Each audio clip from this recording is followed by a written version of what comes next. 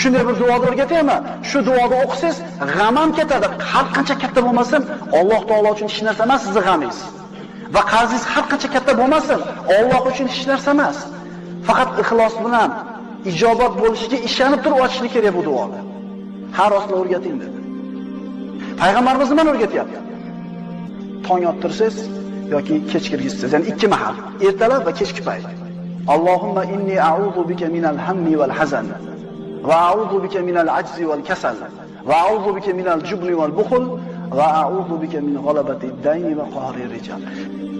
Faqat iymon bilan, e'tiqod bilan ijobat bo'lishiga ishonib turib, Parvardigoro, men sendan g'am va qayg'udan panoh tilayman. Ojizlik va yalqonlikdan panoh tilayman. Qo'rqoqlik va baxillikdan panoh tilayman.